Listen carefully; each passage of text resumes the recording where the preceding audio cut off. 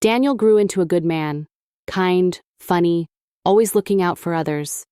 He played football in high school, then studied business in college, the first in our family to do so. When he got that scholarship letter, I cried for an hour straight. He'd call me from campus on Sundays. "Hey Mom, how's my favorite lady doing?" And I'd laugh, pretending I wasn't missing him as much as I was. After graduation, he got a job at a small firm in Seattle.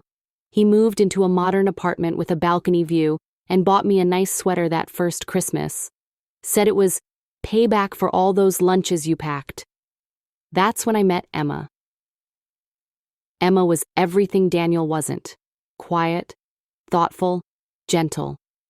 She had soft blonde hair that fell just below her shoulders and a way of speaking that made you lean in just to catch every word. She worked as a preschool teacher, and the first time she visited, she brought a jar of homemade jam as a gift. "It's blueberry," she said shyly. "I made it last summer." I liked her instantly. She helped me wash the dishes after dinner that night, humming a song I didn't recognize. Daniel looked at her the way his father used to look at me, like she was the best thing that ever happened to him. They got married 2 years later, in a little country chapel surrounded by friends and laughter. Emma wore a simple lace gown, and Daniel cried as he said his vows. I sat in the front row holding a handkerchief, thinking, "Mark, you'd be proud of him." After the wedding, they bought a cozy home just outside Seattle, a cream-colored house with a maple tree in the front yard. Every Sunday, Daniel called me, and sometimes Emma joined in. We'd talk about their garden, their plans, their work. Emma always asked how I was doing. She'd say, "You should come visit, Mom. We could bake those lemon cookies you like." And I did visit, once or twice a year. We'd sit in their kitchen, sipping tea, talking about little things. At first, I thought everything was perfect. But slowly, without realizing when it started, something began to shift. It began with small things, the kind that don't hurt much on their own, but add up over time. One day I noticed Emma had stopped calling me Mom. She started saying Martha instead. It was subtle, polite, but distant. Another time when I offered to help with the baby room, she smiled and said, "Oh, it's okay. We've got it." She wasn't rude, just closed off, like she wanted her space. Daniel, on the other hand, was busier than ever. He'd call, but our talks got shorter. 5 minutes here, 10 there. "Work's crazy, Mom. I'll catch up soon." I told myself it was normal. That's how life goes when kids grow up. But sometimes when I hung up, the silence in my house felt too loud. I'd walk to the kitchen window, see the porch swings swaying in the wind, and think about when Daniel was small, when he used to climb into my lap and ask if heaven was close enough for Dad to see us. Those days felt far away. A year later, Emma got pregnant. Daniel called with so much excitement I could barely understand him. "Mom, you're going to be a grandma." I remember crying right there in the kitchen. It felt like life had come full circle. Something good was returning. I started knitting tiny baby socks and saving for a trip to visit once the baby came. Every time I walked past the nursery section at the store, I'd stop and look, smiling at the little blankets and stuffed bears. That's also around the time Daniel started asking more about my finances. It started innocently. "Mom, do you have everything you need? Do you still get those checks from the diner sale?" I thought he was just being caring. I told him I was fine, that I had my savings and didn't need to worry. But he kept asking. A few weeks later, he mentioned something that made my heart pause. "Hey Mom, do you still keep that same account at First Federal? You know, the one with the old card?" I didn't think much of it at the time. I just said yes. He nodded and changed the subject. I should have noticed the tone, the casualness hiding something else. But when it's your child, you don't see warning signs. You see love. By the time Emma was 6 months along, I had started visiting more often, bringing soup, helping with laundry, just trying to be useful. She'd thank me politely, but I always felt like I was in the way. One afternoon, I overheard them talking in the living room while I was folding clothes in the guest room. Emma said, "I don't want your mom to worry about money. We'll handle it." Daniel replied, "She'll be fine. She's got plenty saved." Something about the way he said it made my chest tighten. She's got plenty saved. How did he know how much I had saved? I brushed it off, told myself maybe he was just guessing. But that uneasy feeling started to grow. Still, I pushed it down. Because that's what mothers do. We trust. We keep faith, even when something whispers that we shouldn't.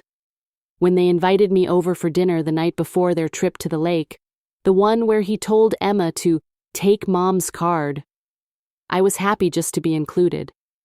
I brought apple pie, my old recipe. Emma smiled, though she looked tired. Daniel poured me tea and said, "Mom, you're amazing. You really don't have to do so much." And I told him, "That's what moms are for." He laughed. Emma smiled faintly. It felt almost normal again. Almost. But somewhere inside me, a quiet voice was already preparing me for what was coming, the day my son would say something that would change everything. I've learned that relationships don't break all at once. They fray, like the edge of an old quilt. You don't notice the first loose thread, or the second, but one day you look down and realize the whole corner is coming apart in your hands. That's how it was with Daniel, my boy. After that dinner, the night before their lake trip, I tried to shake off the uneasy feeling. I told myself he didn't mean any harm, that maybe he didn't even realize what he'd said. But something had shifted. Maybe not between us yet, but inside me. When they came back from their trip a week later, I stopped by to drop off a small gift for the baby, a handmade quilt with little blue stars. Emma opened the door, smiling politely. She looked tired but happy. "Oh, Martha, it's beautiful," she said, running her fingers over the fabric. "You didn't have to do this." "I wanted to," I told her. "Every baby needs a blanket made with love." She thanked me and invited me in. Daniel was in the living room unpacking bags. He looked relaxed, tan from the sun. "Hey, Mom, you should have come with us. You'd have loved it. We had the best time." I smiled, but there was something in his tone, easy, casual, that made me wonder if he really thought I belonged in their plans anymore. I glanced at the table and saw my card sitting there beside his wallet. He must have noticed my eyes pause, because he said quickly, "Oh, right. Here you go, Mom. Meant to give this back to you earlier." I took it. It looked the same, but to me, it didn't feel the same. It felt heavier somehow, like it carried something invisible. A few days later, I went to the grocery store. I swiped that same card for a small purchase, milk, bread, and cat food. And for some reason, it declined. The cashier, a sweet young man named Aaron, tried again. Still declined. My cheeks burned as I reached for another card. It went through fine, but the embarrassment lingered like a bruise. When I got home, I checked my balance. Everything looked normal. No missing funds, just a pending transaction from a resort by the lake. $42,212. It wasn't just gas money or groceries. It was something big. I stared at the screen for a long time, my hands trembling slightly. $4,000. That wasn't pocket change. They'd taken a trip and used my money to pay for it.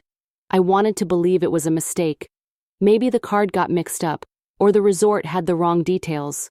But deep down, I knew. Daniel had meant every word when he said, "Take Mom's card." That night, I sat by the kitchen window again, my favorite spot. The rain had returned, soft and steady. It always made me think clearer somehow. I told myself I wouldn't cry, that I'd raised Daniel better than this, that he must have had a reason. Maybe they needed help and didn't know how to ask. Still, it hurt. Not because of the money, though I'd worked decades for it, but because of what it meant. It meant he didn't see it as mine anymore. He saw it as ours, or maybe as his. The next morning I called him. He answered on the second ring, cheerful as ever. "Hey, Mom, Everything okay? I hesitated, then said quietly, Danny, honey, did you use my card on your trip? There was a long pause. Then he said, Oh, that, yeah, just for the cabin. We'll pay you back, of course. Pay me back? I repeated, trying to keep my voice calm. I just wasn't expecting it, that's all. Come on, Mom, he said lightly. You've got plenty saved, and it's not like we bought a yacht, just a little getaway. He laughed, as if it were nothing, but my chest tightened. Daniel, I said, quietly now, that account isn't for spending. It's what your father and I built. It's all I have left of what we worked for. He sighed, a little impatient. Mom, you don't have to be so dramatic. You're not broke. You've still got more than enough. Those words cut deeper than he knew. I stayed quiet. Silence. It's the only thing I could manage without breaking down. Look, he added quickly. We'll talk about it later, okay? Emma's here. We're heading out. And just like that, he was gone. The call ended. For days after that, I couldn't focus on anything. I'd try to read, but the words blurred. The house felt colder. I started remembering small moments, ones I'd brushed off before, like when Daniel had helped me with my taxes and insisted on organizing my papers. Or when Emma once joked, You're lucky, Daniel. Your mom's got her finances together better than we do. Maybe it hadn't been a joke. A week later, Emma called. Her voice was calm, polite, but I could hear something underneath. Maybe guilt, maybe pride. Martha, I just wanted to say thank you again. That trip meant a lot to us. I didn't know what to say. Of course, I murmured. I'm glad you enjoyed yourselves. There was a pause. Then she said softly, Daniel didn't mean to upset you. He just wanted to do something nice for us before the baby comes. Upset me. I wanted to tell her it wasn't about being upset. It was about being unseen. But I didn't. I just said, Tell him I love him. I will, she whispered, and I hung up. As the weeks passed, my visits became less frequent. Part of it was pride, I suppose. Part of it was fear. Fear of saying something I couldn't take back. But when Emma gave birth a few months later, I was right there in that hospital waiting room, clutching a bouquet of sunflowers and a little stuffed bear. When they brought the baby out, I cried. A boy. Tiny. Perfect. They named him Caleb Mark, after his father. When Daniel placed him in my arms, I felt everything melt away. The hurt, the doubt, all of it. For that one moment, I was just a grandmother, and he was just my boy again. But it didn't last, because life, as I've learned, doesn't let peace linger for long. After Caleb was born, things changed even more. Emma was exhausted. Daniel was juggling work and fatherhood, and I tried to help wherever I could. I cooked meals, cleaned, babysat when they needed rest. At first, they seemed grateful, but gradually, I began to feel like an outsider. Emma started giving polite smiles instead of warm hugs. She'd thank me for dinner but then say, We've got it from here. Daniel was often too tired to talk. He'd say, Thanks, Mom, you're the best, and disappear into the nursery. One night, I overheard them talking again. The baby was crying softly, and Emma said, I just feel like your mom doesn't trust us, like she's always checking on everything. Daniel's voice was quiet but firm. She means well. Just let it go. I sat in the dark of the guest room, staring at the ceiling, trying not to cry. I wasn't checking. I was just trying to help. But maybe to them, it looked different. It's strange how quickly love can turn into distance. One day you're holding your newborn grandson, feeling like your family is whole again. And the next, you're walking to your car after dinner, realizing no one followed you out to say goodbye. I'd look at their front door, the same one I'd once walked through with pies and gifts, and it felt like something had closed behind it, not just the door, but the space between us. Then, one afternoon, something happened that I couldn't ignore. I'd stopped by unexpectedly. I'd baked a batch of cookies for Emma, the ones with cinnamon and oats she used to love. When I knocked, there was no answer. But the car was in the driveway. I was about to leave when I heard voices through the open window. I didn't mean to listen. I swear I didn't. Emma was crying. "I told you, Daniel, it doesn't feel right. You said it was your money." And Daniel said, frustrated, "It is my money. Eventually, it'll all be mine anyway. I'm just getting things sorted early." Those words froze me in place. Eventually, it'll all be mine anyway. That was the moment I realized. It wasn't just a misunderstanding. He really believed it. He believed what I had worked for was already his. That my life savings, my sacrifices, my security were just waiting for him to claim. I didn't confront them that day. I couldn't. I just walked back to my car, set the cookies on the passenger seat, and drove home in silence. The sun was setting, turning the sky a soft gold. But inside me, everything felt gray. That night I couldn't sleep. Every word echoed in my mind. Eventually, it'll all be mine anyway. That's when I realized this wasn't about money. It was about love turning into expectation. And that expectation, it had quietly replaced the gratitude we once shared. That was the start of the end, though I didn't know it yet. Because soon, Daniel would face a truth that no amount of money could ever fix. The truth that broke him. Sometimes the truth arrives like thunder. Other times, it creeps in softly. So quietly, you hardly notice until it's standing right in front of you. For me, it came on a Wednesday morning in late October. The leaves outside had turned gold, and the air smelled of rain and earth. I'd just finished tidying the house when the mail arrived. Among the bills and grocery flyers sat a white envelope addressed to me. The return address read, First Federal Bank. At first I thought it was another statement, but when I opened it, a single sheet slipped out, a notification about a joint account update. Primary account holder, Martha Clark. Secondary authorized user, Daniel Clark. My heart stopped. Joint account? I hadn't added anyone. I read it again. My hands trembled as I noticed the date, 2 months ago. Right around the time Daniel had booked that lake resort. I sat at the table, the morning light spilling over the paper, and felt the world tilt a little. He hadn't just used my card. He'd added himself. I drove straight to the bank. The branch manager, a kind man named Mr. Henderson, had known me for years, ever since my diner days. He looked up, surprised. "Martha, haven't seen you in a while. What brings you in?" I handed him the letter, trying to keep my voice steady. "Can you explain this to me? I didn't approve any joint account." He frowned and tapped on his keyboard. The tapping went on too long. Finally, he looked up, uneasy. "Well, it shows the authorization was done online, through your profile." "My profile?" I asked. "I don't even know how to do that." He hesitated, then turned the screen slightly toward me. There it was, my name, my address, and a digital signature I didn't recognize. Below it, authorized user, Daniel Clark. I felt my chest tighten. Mr. Henderson said gently, "I'm so sorry, Martha. If this wasn't you, we'll investigate immediately."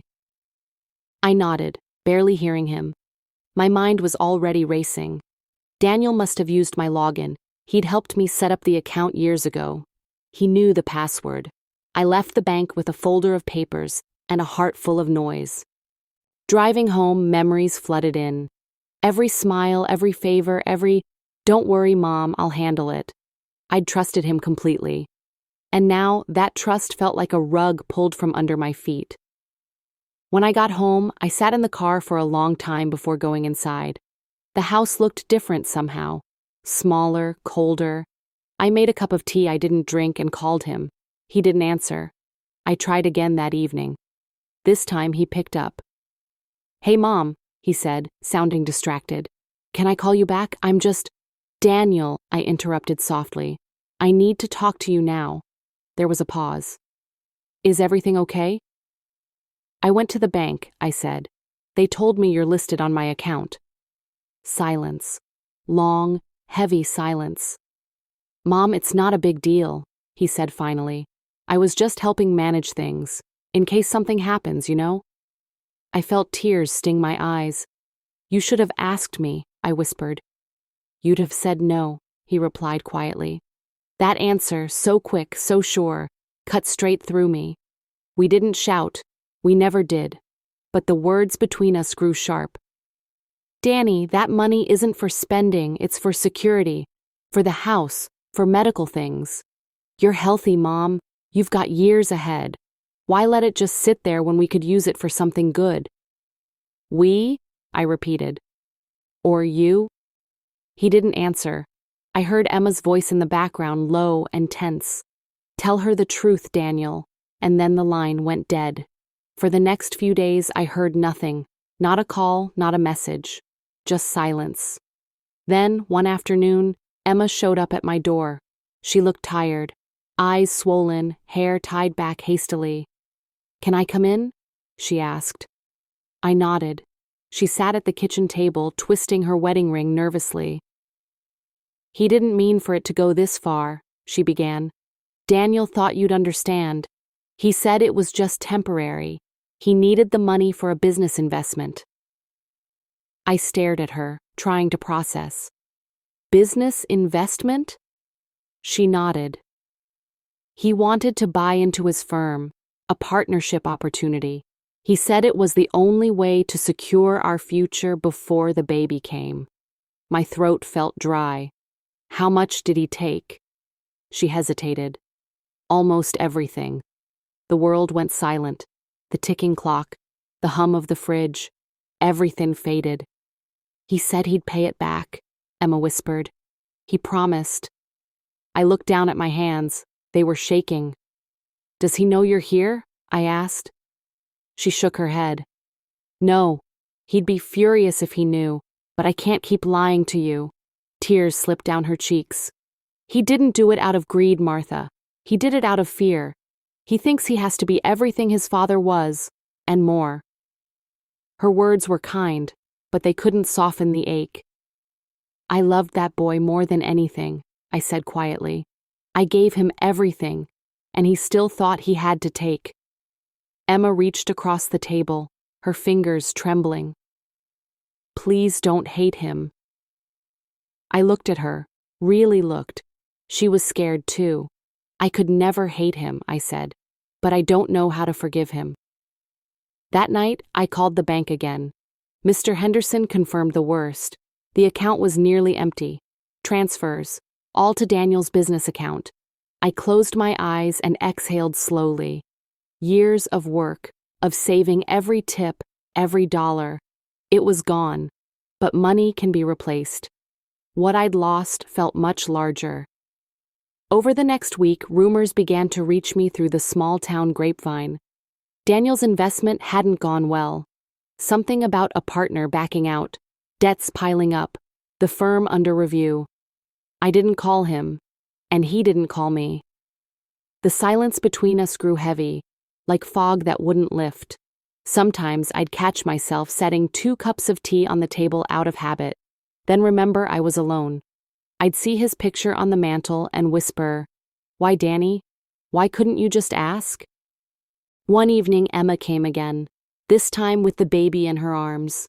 Caleb had grown. His eyes were the same brown as Daniel's. He wanted to see you, she said softly, rocking him. I held the baby, breathing in that warm, innocent scent. He smiled up at me, and for a moment, the pain eased. But then Emma said, Daniel's been distant lately. He hardly sleeps. I think he's ashamed. I nodded slowly. He should be, but shame can be the beginning of change, if he lets it. She looked at me with tearful eyes. He's scared you'll never speak to him again. I will, I said, when he's ready to be honest. Days turned into weeks. Autumn slipped quietly into winter. And then, one gray morning, Daniel finally came. I heard his car in the driveway before I saw him. When he walked up the porch steps, I noticed the changes. The unshaven face, the hollow eyes. He looked older, not by years, but by something heavier. "Mom," he said softly. I opened the door wider. "Come in." He hesitated on the threshold, like a child who'd stayed out too late. We sat at the table where so many conversations had started and ended. For a long time, neither of us spoke. Then he said quietly, "I lost it, all of it." I nodded. "I know." "It wasn't supposed to happen like this," he said, voice cracking. "It was supposed to fix everything." I looked at him, the boy who once promised to take care of me, now breaking under the weight of his own choices. "Money can't fix what honesty breaks," I said gently. He put his head in his hands. "I thought if I could make something of myself, you'd be proud." My eyes filled with tears. "I was always proud, Danny. I just wanted you to be honest." He looked up then, eyes red. But before I could reach for him, he stood abruptly. "I have to go," he said. "Emma's waiting." And just like that, he was gone. That was the last time I saw him for nearly 3 months. No calls, no letters, just silence. Until the day everything finally came crashing down, the day the truth didn't just bruise him, it broke him.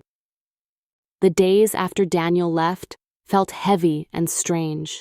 The snow came early that year, covering the street in a quiet white blanket. I would sit by the window each morning with my coffee, watching the neighbors scrape their cars clean and drive off to work. Life outside kept moving, but inside everything had slowed to a hush. Emma called once or twice. Her voice sounded small over the line, like she was speaking from the end of a long hallway. She said Daniel was trying to fix things, that he was meeting people from the firm, hoping for some miracle. I told her I was praying for him, and I meant it. But when the call ended, the silence in the kitchen settled again, heavier than before. At night I couldn't sleep. I would hear the wind knocking against the windows, or the creak of the old floorboards, and imagine Daniel out there, walking through the snow with nowhere to go. A mother's mind is a restless thing. It fills every silence with worry. Then, in January, a brown envelope arrived. Inside was a formal letter from a law office downtown, words I didn't understand at first. Business dissolution, pending debts, liability. All I really grasped was that Daniel's firm had failed. I sat with that letter a long time before calling Emma. She answered on the second ring. "Emma, honey, I got something in the mail today." She didn't ask what it was. She just started crying. "They're taking everything," she said. "The car, the house. Daniel signed guarantees he shouldn't have." I felt my stomach twist. "Does he still have a job?" "No, they closed the office last week. He's been staying with a friend near Portland, trying to sort the paperwork." I wanted to say something comforting, but nothing came. All I could manage was, "Tell him I'm thinking of him." When we hung up, I looked around my little house, the framed photos, the clock above the stove, the stack of unpaid bills, and whispered, "Lord, help him find his way back." Weeks passed. The snow melted, leaving gray puddles on the sidewalk. Every morning I'd check my phone, hoping for a message that never came. Instead, letters from creditors began showing up with Daniel's name, forwarded to my address. Each one felt like another stone placed on my chest. Sometimes I'd drive past their old neighborhood. The windows of the house were dark now, curtains drawn. A realtor's sign leaned crooked in the front yard. It looked like a memory that had been boxed up and left behind. One evening, I saw Emma on the grocery store steps, carrying a paper bag and holding Caleb's hand. She looked thinner, paler. When she saw me, her eyes filled instantly. We didn't speak at first. We just hugged, right there in the cold. "He doesn't know what to do," she said quietly. "He keeps saying he ruined everything." I brushed the boy's hair gently. "You tell him," I said, "that nothing is beyond mending, but he has to want to mend it." She nodded, and we stood there until the streetlights came on. That night I wrote Daniel a letter, Not to scold him, there had been enough pain already, but to remind him of who he was before all this. I wrote about the little boy who used to build tree houses behind the diner, the one who always wanted to help. I told him he could still be that man if he wanted. I left the letter unmailed for a week, unsure whether he would even read it. Then one afternoon, I finally dropped it into the blue mailbox by the post office, watching it disappear inside with a sound that felt final and hopeful at the same time. A few days later, I got a call. It wasn't Daniel. It was his friend Mark from the firm. He said Daniel had been drinking too much, not eating, sleeping on a couch. He sounded worried. "He talks about how he let everyone down," Mark said. "He keeps saying he doesn't deserve your forgiveness." I thanked him for calling. After we hung up, I sat there a long time, staring at the phone. The weight of motherhood is that no matter how deep the hurt, the instinct to protect never goes away. So I baked a loaf of banana bread, his favorite, and packed it with some clean clothes, a few photos, and a short note. "You'll always have a home here." I left the box on the front porch for delivery in the morning. It was the only thing I could think to do. The next week came and went with no word, until one afternoon the phone rang again. This time it was Emma. Her voice was flat, distant. "He came home," she said. "But he's not the same, Martha. He just sits there, staring out the window, won't talk to anyone." My heart ached. I wanted to rush there, to hold him, to tell him it was all going to be okay. But something told me he needed to face this silence himself first. The silence he'd built with his choices. I spent that evening sorting through old photo albums, pictures of birthdays, camping trips, Christmas mornings. Daniel at 7, holding his new fishing rod. Daniel at 12, covered in flour from helping me bake. Each photo a small reminder that love doesn't vanish, it just waits for the heart to come back to it. When I closed the album, the house felt still, almost reverent. Somewhere out there, my son was sitting in his own quiet, surrounded by the pieces of a life he couldn't fix yet. And I hoped, prayed, that the next time we spoke, it would be the beginning of something honest. That was the week before everything finally gave way, the moment when silence turned into a storm, and Daniel's world, already fragile, broke completely. The call came on a Thursday evening. I remember because the sky had turned that strange green-gray before a storm.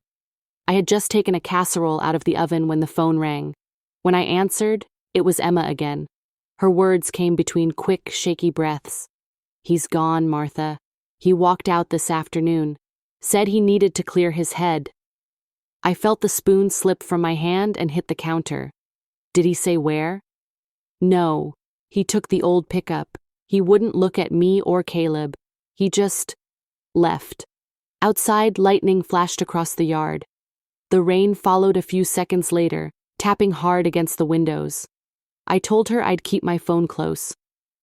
After we hung up, I sat at the kitchen table, the smell of baked potatoes and thunder mixing in the air. I whispered a prayer I'd whispered too many times before. "Please, just keep him safe."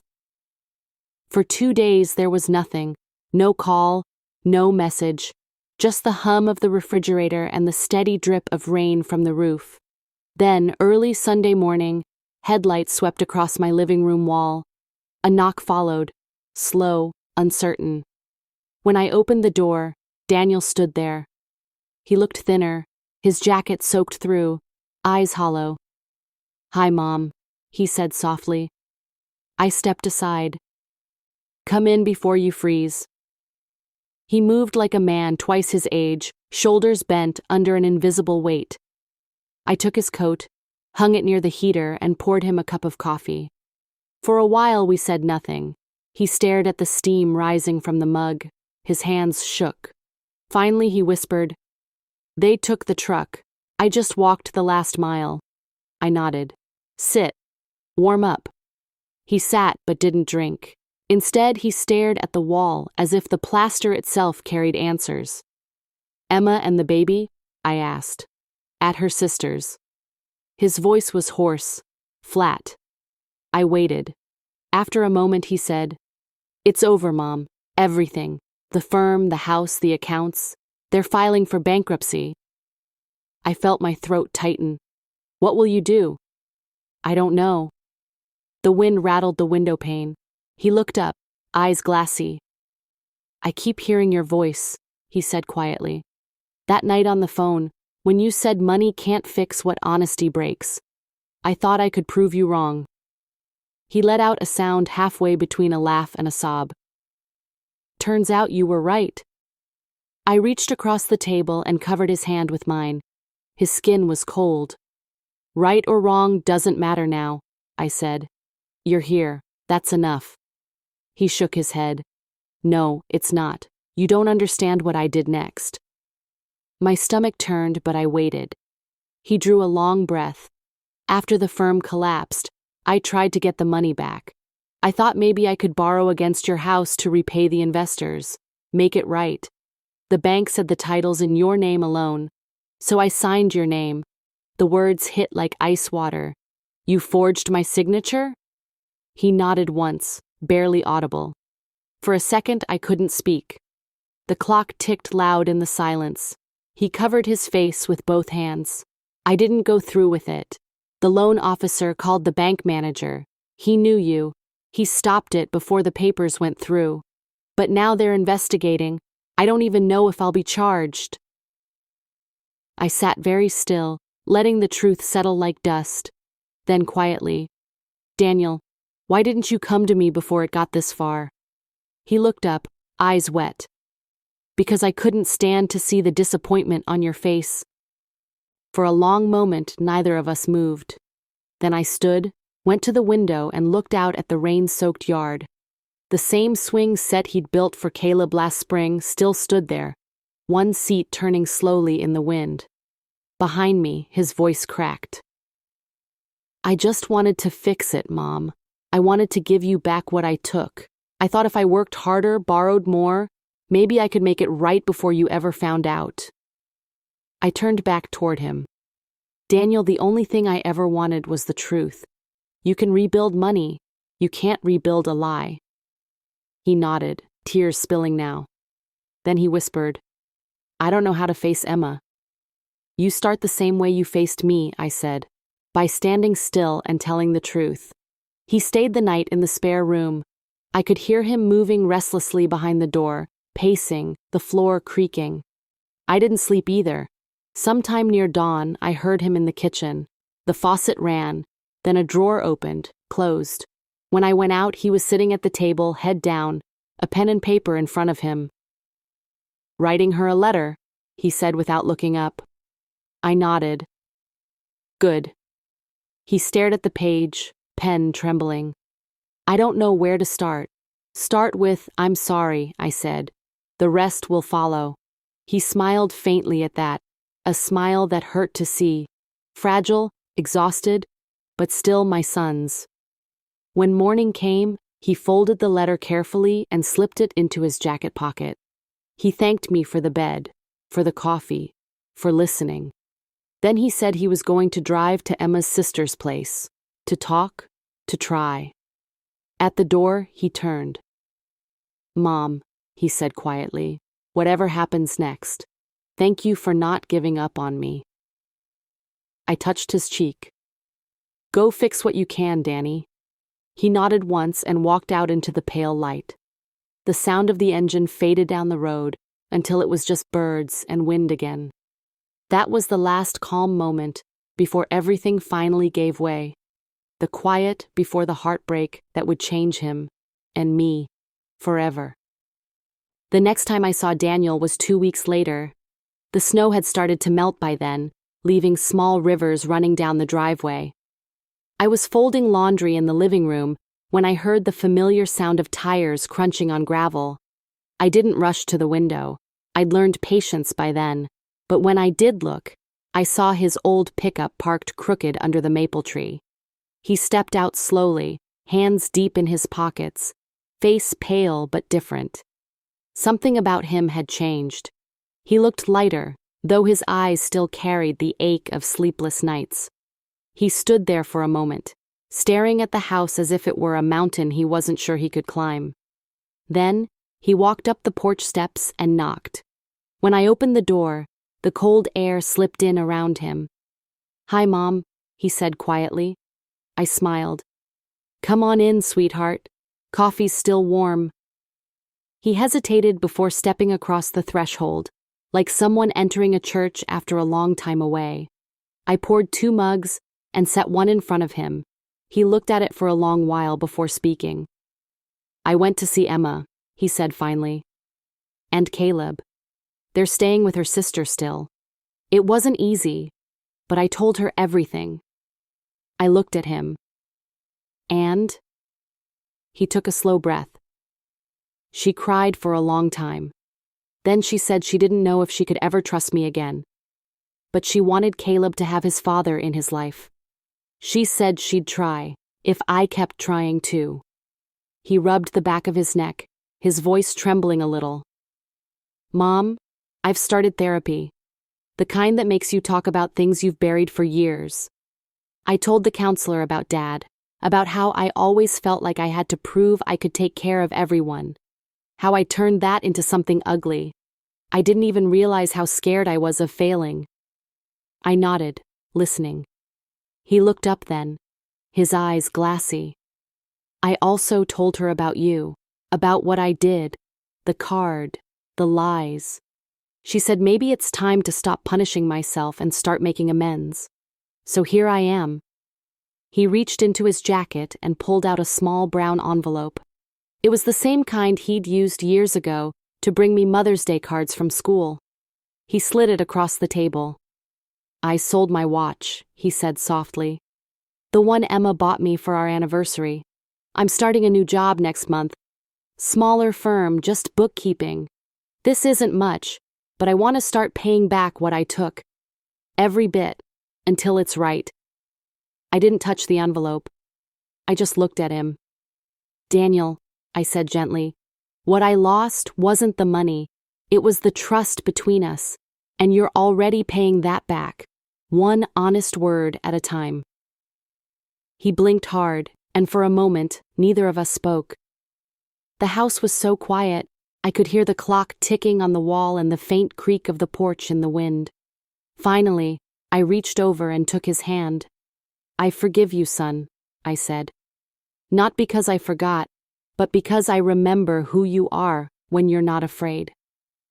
His face crumpled then, and he began to cry, the kind of deep, broken sobs that come from years of silence. He leaned forward, resting his head in my hands like he had when he was a little boy after scraping his knee.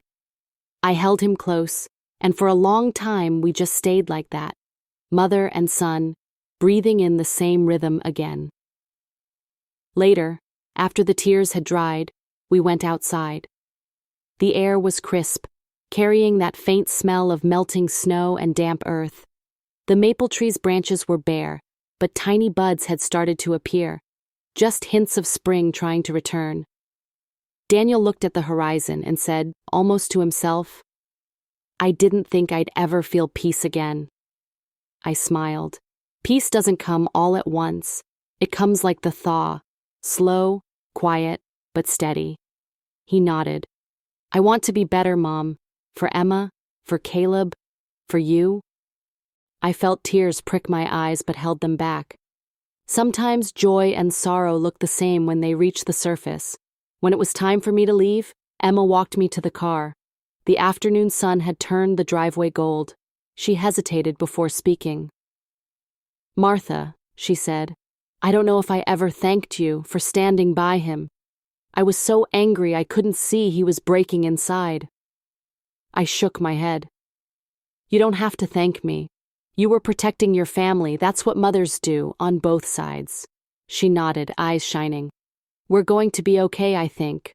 Slowly, but we will." I touched her arm. That's all any of us can ask for. As I drove home, the lights softened over the hills.